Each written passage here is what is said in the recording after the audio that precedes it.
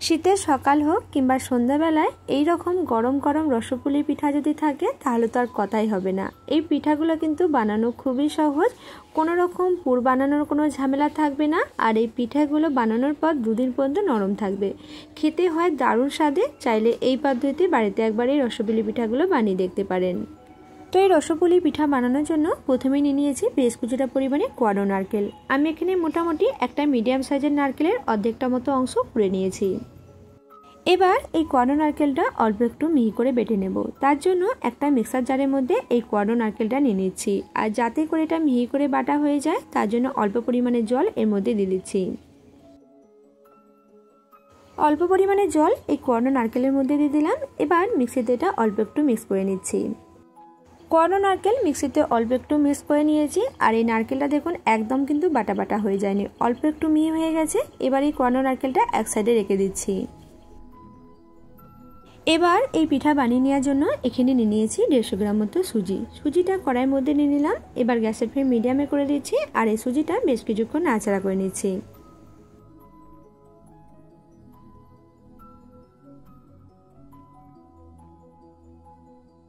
বেশ কিছুক্ষণ সুজি নাড়াচাড়া করে নিয়েছি। আর বেশ কিছুক্ষণ বাদে যখন দেখবেন সুজির মধ্যে থেকে ভাজার গন্ধ বের হয়ে আসবে তখন গ্যাসের ফ্লেম বন্ধ করে দিচ্ছি।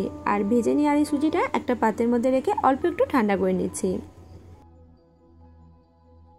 এবার যে কোয়ানো নারকেল মিক্সিতে অল্প একটু মিক্স করে নিয়েছিলাম এই কোয়ানো নারকেল বাটাটা একটা পাত্রের মধ্যে নিয়ে নিয়েছি। আর এর মধ্যে দিয়ে দিচ্ছি 200 গ্রাম মতো খেজুরের পাটালি গুড়। আমি এখানে খেজুরের পাটালি গুড় ব্যবহার করছি, আপনারা চাইলে এর পরিবর্তে আখের গুড় দিয়েও এই রেসিপিটি বানিয়ে নিতে পারেন। এবার এই কোয়ানো নারকেল বাটা এবং খেজুরের পাটালি গুড় একসাথে খুব ভালোভাবে মিশিয়ে নিচ্ছি। তো অল্প কিছুক্ষণ সময় গুড় এবং কোয়ানো নারকেল বাটা একসাথে খুব ভালোভাবে মিশিয়ে নিয়েছি। আর অল্প কিছুক্ষণ সময়ের মধ্যে দেখুন এটা কিন্তু অনেকটাই মিশে গেছে। এবার যে সুজিটা ভেজে রাখছিলাম, ভেজে নেওয়া সুজিটা এর মধ্যে দিয়ে দিচ্ছি। তো ভেজে নেওয়া সুজি এর মধ্যে দিয়ে দিয়েছি। এবারে সব উপকরণগুলো একসাথে খুব ভালোভাবে মিশিয়ে নিচ্ছি। আর এখানে বলে রাখি আমি এখানে 150 গ্রাম সুজির জন্য 200 গ্রাম পাটালি গুড় ব্যবহার করছি। আপনারা যদি মিষ্টিটা খেতে কম পছন্দ করেন সেক্ষেত্রে 150 গ্রাম মতো পাটালি গুড় এখানে দিয়ে দিতে পারেন। আর এই পাটালি গুড়টা আমি একটু ছোট ছোট করে ভেঙে নিয়েছি। তো এইভাবে মেশাতে একটু বেশি সময় লাগে, তার জন্য খুব ভালোভাবে এটা মিশিয়ে নিচ্ছি। আপনারা চাইলে একটা ছোট গেটার দিয়েও এটা খুব ভালোভাবে গেট করে নিতে পারেন, তারপর খুব ভালোভাবে মিশিয়ে নিতে পারেন। এতে কিন্তু মেশাতে খুবই সুবিধা হয়। তো সুজি, কোয়ানো নারকেল এবং গুড় দিয়ে অল্প কিছুক্ষণ মিশিয়ে নেওয়ার পর এবার এর মধ্যে দিয়ে দিচ্ছি 2 ডাবু মতো দুধ।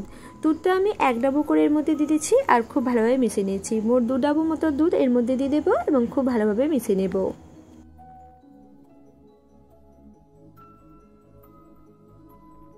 তো এর মধ্যে মোট 2 ডাবু মতো দুধ দিয়ে খুব ভালোভাবে মিশিয়ে নিয়েছি আর একটা ঘন মিশ্রণ তৈরি করে নিয়েছি। আর এই মিশ্রণটা ঘন করেই তৈরি করে নিতে হবে, মিশ্রণটা কিন্তু পাতলা হলে হবে না। এবার এই পিঠাগুলোর মধ্যে যাতে স্বাদের ব্যালেন্সটা ঠিক থাকে তার জন্য এর মধ্যে অল্প পরিমাণে লবণ দিয়ে দিলাম। আর লবণটা দিয়ে খুব ভালোভাবে এই মিশ্রণটার সাথে মিশিয়ে নিচ্ছি। অল্প পরিমাণে লবণ দিয়ে মিশ্রণটা খুব ভালোভাবে মিশিয়ে নিয়েছি। এবার কড়াইয়ের মধ্যে এই মিশ্রণটা ঢেলে নিচ্ছি আর গ্যাসের ফ্লেম লোতে করে দিয়ে এই মিশ্রণটা অনবরত নাড়াচাড়া করে নিচ্ছি।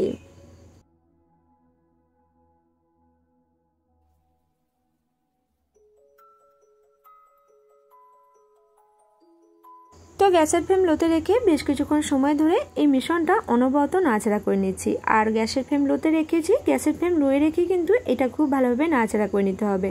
গ্যাসের ফ্লেম হাই কিংবা মিডিয়ামে রেখে এই মিশ্রণটা নাড়াচাড়া করা যাবে না, সেক্ষেত্রে মিশ্রণটা খুব তাড়াতাড়ি শক্ত হয়ে যাবে। তো এই মিশ্রণটা অনবরত নাড়াচাড়া করে নেওয়ার পর বেশ কিছুক্ষণ বাদে দেখুন এই মিশ্রণটা কিন্তু আস্তে আস্তে অনেকটাই কিন্তু শক্ত এবং ঘনভাব হতে শুরু করেছে। আর এই মিশ্রণটা এইভাবেই বেশ কিছুক্ষণ নাড়াচাড়া করে নিচ্ছি যতক্ষণ না এটা একটা এঁথেল বা ডোয়ের মতো হয়ে আসছে।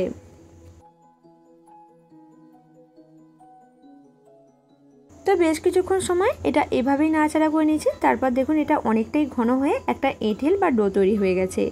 এবার এই ডোটা একটা পাত্রের মধ্যে তুলে নিচ্ছি আর ডোটা অল্প একটু ঠান্ডা করে নিচ্ছি। তো এটা বেশ কিছুক্ষণ রেখে ঠান্ডা করে নিয়েছি। আর এটা ঠান্ডা হয়ে যাওয়ার পর দেখবেন অনেকটাই শক্ত হয়ে যাবে আগের তুলনায়। এবার এখান থেকে অল্প অল্প করে ডো নিয়ে নিচ্ছি আর হাতের তালুর মধ্যে রেখে খুব ভালোভাবে গোল করে পাকিয়ে নিচ্ছি। আর এভাবেই কিন্তু গোল করে পাকিয়ে নিলে এই পিঠাগুলো তৈরি হয়ে গেল। তো দেখলেন তো এগুলো বানানো কত সহজ। এইভাবে গোল করে পাকিয়ে নিলে এগুলো খুব সহজে তৈরি হয়ে যাবে। তো বানানোটা এটা খুবই সহজ আর একইভাবে এগুলো সব তৈরি করে নিয়েছি। আর এগুলো পাকিয়ে নেওয়ার পর একসাথে একটা থালার মধ্যে নিয়ে নিয়েছি। আর এগুলো দেখুন দেখতে কতটা সুন্দর লাগছে। এগুলো দেখতে অনেকটা ছোট নারকেল লাড়ুর মতো লাগছে। এবার কড়াইয়ের মধ্যে নিয়ে নিচ্ছি মোটামুটি 500 মিলিলিটার মতো গরুর দুধ। আর এই দুধটা নেওয়ার পর গ্যাসের ফ্লেম মিডিয়ামে রেখে দুধটা অল্প একটু উষ্ণ গরম করে নিচ্ছি। দুধটা যখন উষ্ণ গরম হয়ে আসবে তখন এর মধ্যে দিয়ে দিচ্ছি 2 চামচ মতো গুঁড়ো দুধ। এরই সাথে এবার এর মধ্যে দিয়ে দিচ্ছি 2টো থেঁতো করা এলাচ। এতে করে পিঠার মধ্যে স্মেলটা বেশি ভালো হয়। তো আপনারা চাইলে এখানে এলাচটা নাও দিতে পারেন। এবার এই গুঁড়ো দুধ এবং এলাচ খুব ভালোভাবে দুধের মধ্যে মিশিয়ে নিচ্ছি আর এই দুধটা খুব ভালোভাবে গরম করে নিচ্ছি। দুধ খুব ভালোভাবে গরম হয়ে যাওয়ার পর অল্প কিছুক্ষণ ফুটিয়ে নিয়েছি। এবার এর মধ্যে যে পিঠাগুলো তৈরি করে নিয়েছিলাম এই পিঠাগুলো অল্প অল্প করে দিয়ে দিচ্ছি।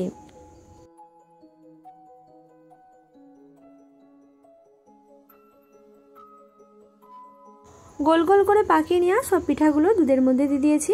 এবার এই দুধের মধ্যে এই পিঠাগুলো বেশ কিছুক্ষণ নাড়াচাড়া করে নিচ্ছি। দুধের মধ্যে পিঠাগুলো দেওয়ার পর বেশ কিছুক্ষণ নাড়াচাড়া করে নিয়েছি। এবার গ্যাসের ফ্লেম লো টু মিডিয়ামে করে দিয়ে মোটামুটি 1 মিনিট মতো সময় ধরে এই পিঠাগুলো ফুটিয়ে নিচ্ছি।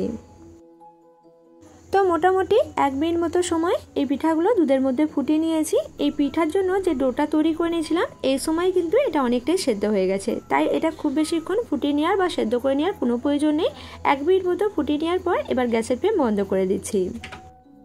তো গ্যাসের ফ্লেম বন্ধ করে দিয়ে এবার এটা অল্প একটু ঠান্ডা করে নিচ্ছি। আর দুধটা ফুটিয়ে নেওয়ার সময় এই পিঠের মধ্যে কিন্তু কোনো রকম আমি মিষ্টি ব্যবহার করিনি। গ্যাসের ফ্লেম বন্ধ করে দিয়ে এবার এর মধ্যে দিয়ে দিচ্ছি 1 ডাবু মতো নলেন গুড় বা খেজুরের গুড়।